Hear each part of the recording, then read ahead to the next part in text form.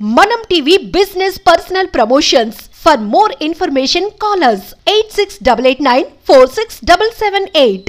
లావణ్య రాజ్ కేసుకు సంబంధించి శేఖర్ భాష చాలా సీరియస్ అలిగేషన్స్ లావణ్య మీద చేస్తున్నారు. అయితే ఎఫ్ఐఆర్లో నా నెంబర్ని చూసి శేఖర్ భాష చేసినటువంటి అఘాయిత్యాలు గతంలో ఏవైతే ఉన్నాయో, ఎంతమంది అమ్మాయిలను మోసం చేశాడో, అతని వల్ల ఒక అమ్మాయి సూసైడ్ చేసుకుని కూడా చనిపోయిందని చెప్పి ఆ కీలకమైన ఆధారాలు నాకు సమర్పిస్తున్నారు. చాలామంది నాకు ఫోన్లు చేసి చెప్తా ఉన్నారు. సో ఒక అమ్మాయి ఎవరైతే ఇబ్బంది పడిందో ఆ అమ్మాయి బ్రదర్కి సంబంధించి ఒక నెంబర్ కూడా నాకు ఇప్పుడు లావణ్య ఇచ్చారు. అతనితో మాట్లాడడం ఒకసారి ఫోన్ చేస్తాను నేను. నిజంగా శేఖర్ భాష గతంలో ఏం చేశాడో అతని మాటలను మనం తెలుసుకుందాం. హలో హలో హలో నమస్తే అండి. నమస్తే. ఎవరు? నేను మనం టీవీ నుంచి మాట్లాడుతున్నాను అండి, జర్నలిస్ట్ వలి మాట్లాడుతున్నా. లావణ్య ఇచ్చారు మీ నెంబర్ నాకు. రాజ్ కేసులో లావణ్య ఉన్నారు కదా? అవునండి, చెప్పండి. శేఖర్ భాష చాలా అలిగేషన్ చేశారు లావణ్య మీద. అయితే శేఖర్ భాష కూడా గతంలో చాలా మంది అమ్మాయిలను మోసం చేశాడు, మీ సిస్టర్ని కూడా మోసం చేశాడని చెప్పి మీరు లావణ్యకి చెప్పారంట కదా? అవునండి. ఏం జరిగింది ఒకసారి చెప్పరా? శేఖర్ భాష ఏం చేశాడండి? శేఖర్ భాష అంటే మా అక్కకు ఆల్రెడీ పెళ్ళయిందండి. మీ అక్కకి పెళ్ళైంది, ఓకే. పెళ్ళయింటే తను ఏం చేశాడు, మా అక్క యాజ్ ఎ ఫ్యాన్ గా తనని మాట్లాడడానికి అప్పుడు వెళ్ళింది. వెళ్తే ఇంకా మాకు యాక్చువల్గా పెళ్లి ఇష్టం లేకుండే, ఒక రకంగా బలవంతం మీద జరిగింది. అయితే వాళ్ళిద్దరికి డైవర్స్ ఇప్పించి మా మదర్ అండ్ ఫాదరే ఇట్లా ఫోర్స్ చేస్తున్నారని కేసు పెట్టించాడు. కేసు పెట్టించి అన్ని ఎత్తిచ్చినాక వీళ్ళిద్దరు రిలేషన్ లో ఉన్నారు, మా అక్క అండ్ శేఖర్ బాస్. అంటే మీ అక్కకి డైవర్స్ అయిపోయింది, ఆ తర్వాత రిలేషన్ లో ఉన్నారు? రిలేషన్ లో ఉన్నారు. రిలేషన్ లో ఉంటే ఇంకొక తను ఇప్పుడు ప్రెసెంట్ ఉన్న భార్య భార్గవి మా అక్క ఫ్రెండ్స్. ఓకే.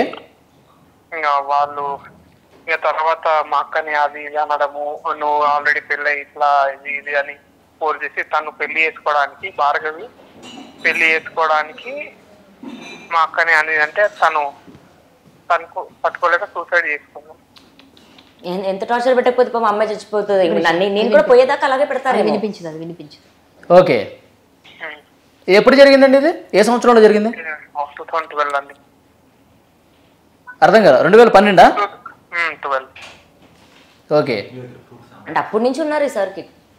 ఇప్పుడు మీ అక్కని టార్చర్ పెట్టింది, మోసం చేసింది మన శేఖర్ భాష వల్ల మీ అక్క చనిపోయిందని ఈ ప్రూఫ్స్ ఏమన్నా ఆధారాలన్నీ ఉన్నాయా? అంటే తను వాళ్ళిద్దరు రిలేషన్ లో ఉన్నప్పుడు ఫొటోస్ ఒక 2 ఫొటోస్ ఉన్నాయి అంతే. నా దగ్గర ఏం లేవు. మేము అతని మీద వాస్తవానికి అతని మీద కోపం కూడా మాకు లేకుండే. కొన్ని ఇయర్స్ తర్వాత శేఖర్ భాష వల్ల మోసపోయిన ఒక అమ్మాయి మా ఇంటికి వచ్చి ఇట్లా మీ కూతురికి అన్యాయం జరిగింది, నా దగ్గర 2 ఫొటోస్ ఉన్నాయి, నాకు మీరు హెల్ప్ చేయండి అన్నట్టు అంటే అప్పటికి మా పరిస్థితి బాగాలేకుండే, మేము తనకి ఏం హెల్ప్ చేయలేకపోయాం. కాదు, మీ అక్క సూసైడ్ చేసుకుని చనిపోయింది కదా మీ అక్క? అప్పుడు కేసు ఏమైనా నమోదైందా?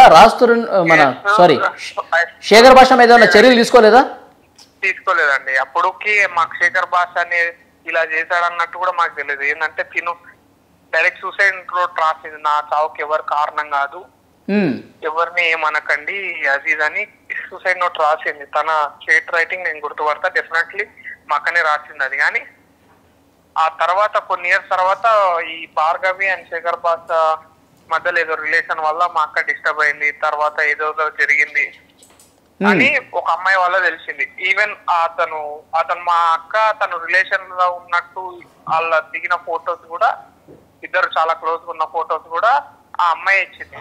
అప్పుడు పట్టించుకోలేదు. తర్వాత ఇంకొక అమ్మాయి కూడా అలానే రావడము, అయితే ఇది డెఫినెట్లీ ఏదో జరిగింది అనేది అయితే ఉంది. ఓకే. మీ దగ్గర ఉన్న ఎవిడెన్స్లు, ఫోటోలు అంటున్నారు కదా, ఒకసారి ఈ నెంబర్కి సెండ్ చేయండి ఒకసారి. యాక్చువల్ లావణ్య గారికి వాళ్ళకి పంపించాను ఆల్రెడీ. పంపించారా? సరే. ఇంకా అంటే ఇప్పుడు ఎందుకు చనిపోయింది అంటే ఎవరు కారణం కాదని లెటర్ రాసింది మీ అక్క, కానీ ఏదో ఒక బలమైన రీజన్ తోనే చనిపోయి ఉంటుంది కదా? అదే అండి, అప్పుడు కూడా అనుకున్నాను. కానీ అప్పుడు మా ఫాదర్ పెరాలసిస్ పేషెంట్ ఉండే, నేను నా ఏజ్ అప్పుడు 2012లో 10th క్లాస్ అలా ఉన్నా. అప్పుడు నాకు ఏది ఆలోచించేంత శక్తి కూడా లేకుండే. అసలు మా అక్కని చనిపోవడం చూసి తను శేఖర్ భాషనే నన్ను తీసుకెళ్లి అక్కడ డైరెక్ట్ అపార్ట్మెంట్ లో వదిలేశాడు. అక్క ఈ రూమ్ లో ఉంది, పలానా రూమ్ లో ఉంది అని వదిలేస్తే నేను నడుచుకుంటూ వెళ్ళి ఆ ఏజ్ లో నాకు అసలు అక్క చనిపోవడం అనేదే తట్టుకోలేని స్టేజ్ లో ఉంది. అక్క అయిపోయి ఏదైనా అక్కని తెచ్చుకోవాలని ఆలోచించినాం అంతే తప్ప ఇలా పలానా వాళ్ళ మీద కేసు ఇవ్వాలి అని అవన్నీ లేకుండే. తర్వాత ఎవరో వచ్చి చెప్పి ఈ సమాచారం అంతా మీకు ఇచ్చారంటున్నారు కదా? అవునండి. అప్పుడేంటి, అప్పుడు యాక్షన్ తీసుకున్నారు మరి ఏమన్నా? ఆమె నెంబర్ ఉందా? అప్పుడు ఏమైందంటే అడగడానికి ట్రై చేసాము, అయితే అమ్మాయి మళ్ళీ మాకు రెస్పాండ్ కాలే. అమ్మాయి నెంబర్ డిలీట్ చేసిందా మరి అసలు ఎక్కడ పోయిందో అర్థం కాలేదు. అయితే కేసు వేద్దాం అనుకున్నాం కానీ పోలీసు వాళ్ళు కూడా అతనికి ఒకసారి మా నాన్నని ట్రాన్స్పోర్ట్ అతను ఎవరో బాగా క్లోజ్ పరిచయం శేఖర్బాషాకి. తను సంతోష్ నగర్ లో ఉన్నప్పుడు మా డాడీని కొట్టించడానికి వస్తే మా ఇంట్లో నుంచి కూడా పారిపోయిన రోజులు ఉన్నాయి. ఓకే. ఆ ఇన్సిడెంట్ తర్వాత మళ్ళీ ఇంకెవరు మనకు ఆ సపోర్ట్ చేయరు. మా అక్క కూడా డైవర్స్ తీసుకుంది కాబట్టి ఎవరు నమ్మరు. ఇంకా మా ఫ్యామిలీలో కూడా ఇంకా డైవర్స్ తీసుకుంది, అంత మంచి హస్బెండ్ ని డైవర్స్ తీసుకుంది అని అదే ఉంది తప్ప ఎవరికి తను స్ట్రగుల్ అయిందా ఏమైందా అని ఈయన మోటివేట్ చేయకుండా అదే మా అక్క ఇంకొక అతనితో ఉండింటే మేబీ సర్వైవ్ అవుతుండే. ఇప్పుడు లావణ్యకి మీరే ఫోన్ చేశారా లేకపోతే ఎట్లా? ఇప్పుడు మాట్లాడడానికి రీజన్ ఏంటి? ఇప్పుడు యాక్చువల్ లావణ్య గారు అంటే నాకు యాక్చువల్ ఎవరో కూడా తెలియదు. ఈవెన్ రాస్తారు ఏదో టీవీలో చూడటం తప్ప నాకు. అయితే ఒక అమ్మాయి మా ఇంటికి వచ్చింది అనమాట.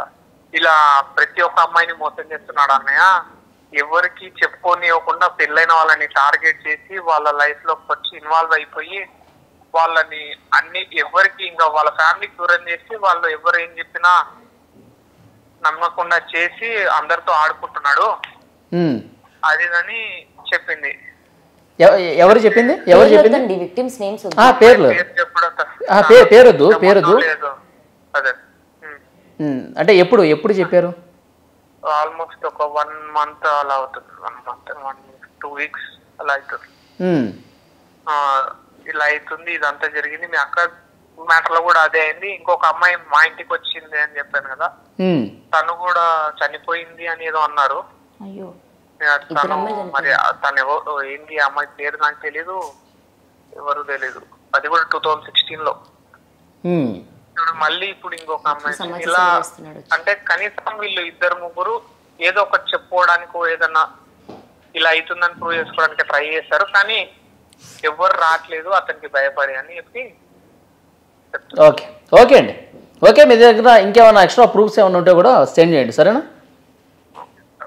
ఓకే. ఇప్పుడు చెప్పండి సార్, శేఖర్ భాష గారు మగవాళ్ళ తరపు నిలబడతారు. 2 అమ్మాయిలు చావు కారణం అయ్యాడు ప్రత్యక్షంగా పరోక్షంగా ఆయన చెప్పిన దాన్ని బట్టి. అంటే వాళ్ళ అక్క చనిపోయిన పెయిన్ ఉంటది కదా ఆయనకి, సొంత అన్నయ్య ఆయనే వచ్చి చెప్పాడు ఎలా వచ్చినా. ఇప్పుడు శేఖర్ భాష గారు ఈ అమ్మాయిని ఒక మాట అన్నాడు, అనుకోండి మాట, మీకు తెలుసు నాకు తెలుసు అందరూ విన్నారు, అదే నాకు హట్ అయింది. వీళ్ళిద్దరు పర్సనల్ గా వైఫ్ అండ్ హస్బెండ్ అని ఆమె చెప్తుంది కాబట్టి వాళ్ళు తేల్చుకునేది కోర్టులో తేల్చుకుంటారు. వాళ్ళ విషయంలో మనం వేలు పెట్టక్కర్లే, ఎందుకంటే మొగుడు పిల్లల విషయంలో ఎవరు దూరారు జనరల్ గా. ఒకవేళ అయినా వాళ్ళు ఎవరు వచ్చారు కాబట్టి ఓపెన్ అయింది కాబట్టి ఓకే. ఈయన వచ్చి పురుష సమాజాన్ని ఉద్ధరిస్తానన్న మనిషి ఈయన నిజంగా క్లియర్ గా ఉండాలి కదా. శేఖర్ భాష మరి నిన్న లేదంటే నేను కూడా పురుష కమిషన్ వస్తుందని, పురుష కమిషన్ వస్తే ఫస్ట్ ఈయన లోపల వేసేస్తారు ఫస్ట్. ఎందుకంటే అవతల వచ్చి వీళ్ళు వేస్తారు. చెప్తున్నాను, పురుషులకైనా సరే స్త్రీలకైనా సరే క్లియర్గా ఒకటే ఉంటుంది కదా. ఓకే, న్యాయమే కదా. ఇప్పుడు శేఖర్ భాష వల్ల మా అక్క చనిపోయిందని చెప్పి ఇతను చెప్తున్నాడు. అసలు ఒరిజినల్ గ్రౌండ్స్ ఏంటనేది కూడా ఆయన ఉద్దేశం క్లియర్. మీరు విన్నారా? ఆయన పెళ్ళైన ఆడవాళ్ళనే టార్గెట్, పెళ్ళైన ఆడవాళ్ళ టార్గెట్ అంటే ఈయన వైపు అకౌంట్లో ఏం పడకూడదు. మీకు అర్థమవుతుందా? క్లియర్ ఉంది అక్కడ అతను తల స్కెచ్. అంటే ఆయన చెప్పింది నాకు అర్థమైంది 100% అండి. పెళ్ళైన ఆడవాళ్ళ టార్గెట్ ఏంటండి? అలాగే మొన్న ఎవరో అమ్మాయి వచ్చింది అన్నాడు, ఇతని మీద అమ్మాయి ఎక్కడ ఇస్తుందని ఈయనే ముందు వచ్చేసి బయట టీవీలో చెప్పేసాడేమో. అది కూడా ఆలోచించాలిగా మనం. అంటే ఇంకొకటి కూడా ఆలోచించాలి. మన శేఖర్ భాష మీద కావాల్సుకుని ఇప్పుడు ఆయన తెర మీద కనిపిస్తున్నాడు కాబట్టి ఈయన బ్లేమ్ చేయడానికి ఎవరైనా కుట్రపూరితంగా చెప్పిస్తున్నారు అన్నది కూడా ఇన్వెస్టిగేషన్ తెలుస్తుంది. ఫోటోస్ కూడా ఎప్పుడు తీసుకొస్తారా మీరు? ఒక మాట ఓకే, నేను యాక్సెప్ట్ చేస్తా.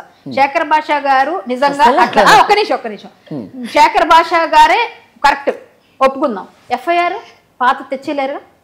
ప్లస్ ఈ అమ్మాయి ఫొటోస్ ఇప్పుడు చూపించారు కదా, ఫొటోస్ తెర మీద ఉన్న ఫొటోస్ అయితే నేను మీరు క్రియేట్ చేయలేం కదా. ఇప్పుడు ఇక్కడే ఉన్నాం కదా మనం.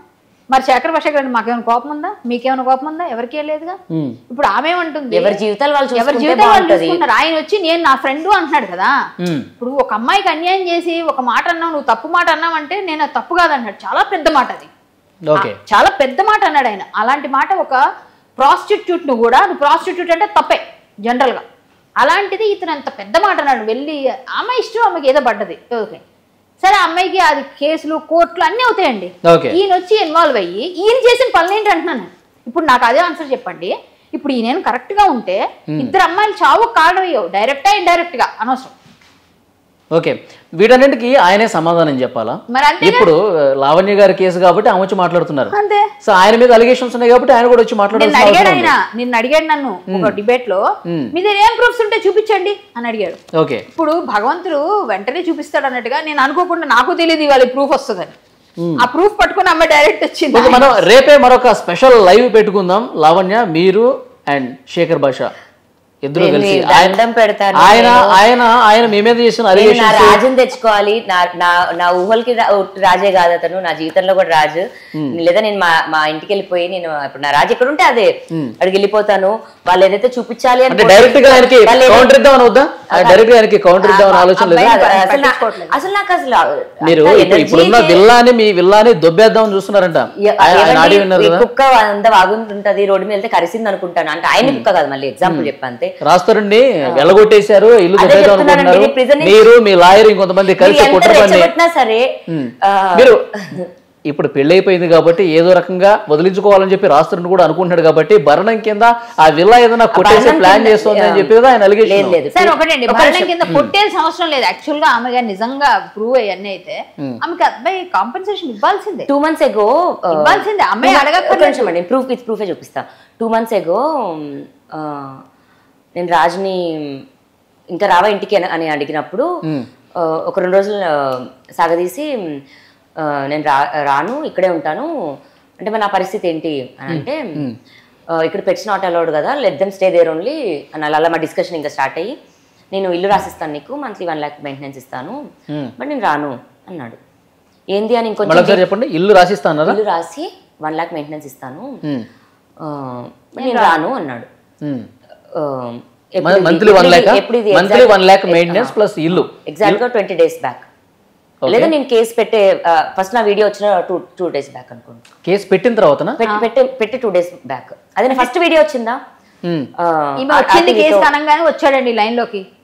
కాదు, నేను ఎందుకు వచ్చాను కేసుకి అంటే, నాతో డైరెక్ట్ గా ఇంకా రాను అన్న వర్డ్ అది లాస్ట్ చెప్పడం, కన్ఫర్మేషన్.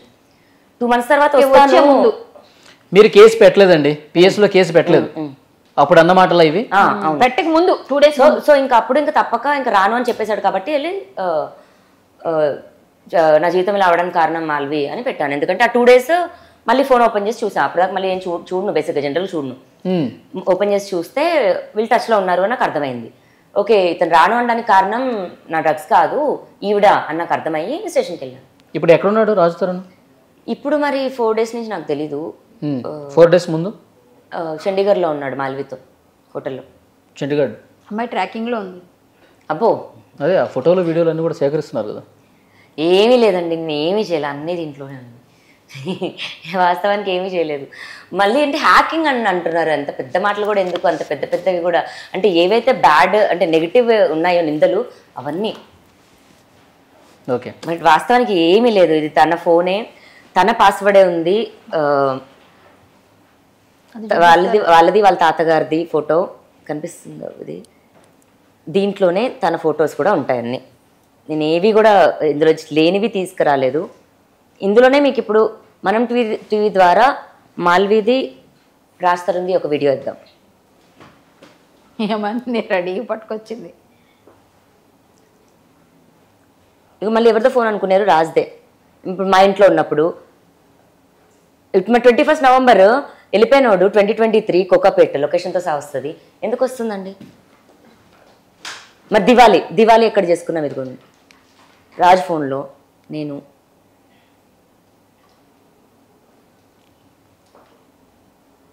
17 వెళ్ళిపోతే మరి 23 ఎందుకు ఉంటుంది? ఇది ఇప్పుడు ఇందులో మీరు రాజుని చూస్తామంటారా? అంటే ఆయన చెప్పేది ఒకే ఇంట్లో ఉన్నాం, కానీ పైన కింద కలిసి లేము. ఇంకా 100 వస్తాయి మళ్ళీ తర్వాత. ఇప్పుడు నేను ప్రెగ్నెన్సీ రిపోర్ట్ చూపిస్తే కడిపే నా వల్ల కాదంటాడేమో. డిఎన్ఏలు ఉన్నాయమ్మా, టెన్షన్ లేదు. ఓకే లావణ్య, ఫైనల్ గా మీరు మాల్వి చూపిస్తాను కదా ఒకసారి, సెండ్ చేయండి సెండ్ అండి అంటారా? సరే డైరెక్ట్ సెండ్ చేయండి. ఆయన డైరెక్ట్ వేస్తారా? సో ఫైనల్ గా రాజ్ తరుణ్కి మనం టీవీ వేదికగా ఏం చెప్పదలుచుకున్నారు చెప్పండి. నా రాజండి, నేను అది నమ్ముకునే వచ్చాను, లేదా నాది అయ్యకుండా ఉండాలి. అతను జైలుకి వెళ్ళాలో తన పరువు తీయాలని అయితే నేను అనుకోలేదు. ఇప్పుడు తను అనుకుంటున్నాడే వెనక్కి వస్తే మళ్ళీ ఇంత రచ్చ చేశాక వెళ్ళారు కదా పరువు. తను అలా అంటే మరి 10 ఏళ్లలో తనకి ఎన్ని అఫైర్స్ లేవనుకున్నారు? అఫైర్ తీసుకొచ్చి మాట్లాడాలన్న ఇంటెన్షన్ కాదు, వదిలేయాలి అని, అంటే తప్పుడుది అని చూపించి వదిలేయాలి అన్న దానికి నేను వచ్చి ఫైట్ చేస్తున్నాను. ఆ కాజ్ ఎవరికి జరగకూడదు ప్రపంచంలో. ఇప్పుడు రేపు పొద్దున ఎవరికి జరిగినా నేను వెళ్ళి ఫైట్ చేస్తాను. ఎక్కడ ఏం చేస్తారు? ఎవరికి అలా చేసినా నేను వెళ్ళి ఫైట్ చేస్తాను, స్టాండ్ తీసుకుంటాను. అంటే ఎవరు చేస్తున్నారు? ఎవరు చేసినా ఓకే, రాజ్ తరుణ్ కాదు, ఎవరికైనా ఇలాంటి మోసం చేస్తే మీరు వెళ్తారు వాళ్ళకి సపోర్ట్ గా. ఇప్పుడు ఒక రిలేషన్ ని బ్రేక్ చేసుకోవాలంటే శేఖర్ భాష పురుషుల తరఫున అన్నట్టు మీరు లేడీస్ అలా కాదు. ఒక రిలేషన్ ని బ్రేక్ చేసుకోవాలంటే క్లోజర్ ఉండాలండి. ఎలా అయితే నువ్వు ఐ లవ్ యూ చెప్పావో, ఇంకా this is not working out అని వెళ్ళిపోమానండి, బాగుంటది. నేనేమి ఇప్పుడు యూఎస్ వెళ్ళిపోయి డైరెక్ట్ గా ఇక్కడికి వచ్చి రాలేదు కదా. ఇప్పుడు రాజ్ తరుణ్ మీ దగ్గరికి వస్తే మీరు అంటున్నట్టుగా మాల్వితో ఉన్నాడు, మాల్వితో కాకుండా మాల్విని వదిలేసి వస్తే మీరు ఆయనతో ఉండటానికి కాపురం చేయడానికి సిద్ధమే? నా మనిషి అండి వాడు. మధ్యలో ఎవరితో పిచ్చిముండా షూటింగ్ చేసుకోవడానికి వచ్చింది, షూటింగ్ చేసుకొని వెళ్ళాలిగా. నా మనిషిని తీసుకెళ్ళిపోతే పాతకాలంలో చీపురు కట్ట తిరిగేసి కొట్టేవాళ్ళు. ఇప్పుడు నేను పోలీస్ స్టేషన్ మీడియా అనుకొని హెల్ప్ అడుగుతున్నాను. అలాగే కొట్టి కళ్ళలో కారం కొట్టేసి ఉంటే బాగుండేది. సరే, ఆయన నేను రాను నీతో కలిసి ఉండను అంటే దానికే ఈ ప్రయత్నం అంతా. అంటే అదే నేను ఉండను నీతో అంటే అదే అంటాడు. బట్ వెళ్ళి అలాగే వచ్చినా ఇప్పుడు ఉంటాడని నమ్మకం లేదు. ఎందుకంటే అదే ఉండకపోయినా అదే ఇంట్లో ఉండమనండి. మగాడు లేని ఇల్లు ఎలా ఉండాలి? ఒక మగాడు లేకుండా నేను ఎలా ఉండను? పోనీ ఇంకో పెళ్లి చేసుకోవడానికి నా మనసులో వేరే ఆ థాట్ లేదు నాకు. అలా వాడు ముళ్ళు వేసాడు, ఇద్దరు నేను చావాలి లేదా అతను చచ్చిపోవాలి, లేదా వచ్చిన వాడిని 3 ముళ్ళు తీసేయమనండి. ఎలా అయితే 3 ముళ్ళు వేసాడు. ఓకే, మీరైతే న్యాయ పోరాటం చేస్తున్నారు. చేస్తున్నాను. నేను నా మొగుడు దగ్గరికి వెళ్తాను, అది ఎక్కడున్నాడో అక్కడ తెలుసుకుంటాను, అక్కడికి వెళ్ళి కూర్చుంటాను అక్కడే. నేను చూద్దాం లావణ్య, కొన్ని ప్రూఫ్స్ అయితే అటు రాజ్ తరుణ్ నుంచి కూడా కనిపిస్తున్నాయి. మీరు కూడా కొన్ని ప్రూఫ్స్తోనే ఉన్నామని చెప్పేసి అంటున్నారు. ఆయన 2017 అంటే లేదు, 2024 మార్చి వరకు కూడా నేను ఆయనతోనే ఉన్నాను, మాది 10-11 సంవత్సరాల బంధం అంటున్నారు. సో ఎవరు ప్రూఫ్స్ వాళ్ళు చూపిస్తూ ఉన్నారు. సీరియస్గా దర్యాప్తు అయితే జరగాల్సిన అవసరం అయితే కనిపిస్తుంది. ఆయన కూడా ఆయన లాయర్ని వెంట పెట్టుకుని నేను నోటీసులు ఇచ్చినప్పుడు కూడా నేను స్పందిస్తాను, నేను వస్తాను, అన్ని విషయాలు చెప్తానని చెప్పి రాజ్ తరుణ్ కూడా చెప్తున్నాడు. సో చూద్దాం ఫర్దర్గా సత్యం ఎటువైపు ఉంటే అటే జరుగుతుంది. అది జరగాలని కోరుకుంటున్నాను. ఒకసారి చూడాలి మీరు. సత్యం ఎటుంటే విజయం అటువైపు ఉంటుంది. 100%. మేము ఉన్నది నిజం, నా మెడలో తాళి కట్టడం నిజం, మేము 10 సంవత్సరాలు ఉన్నది నిజం.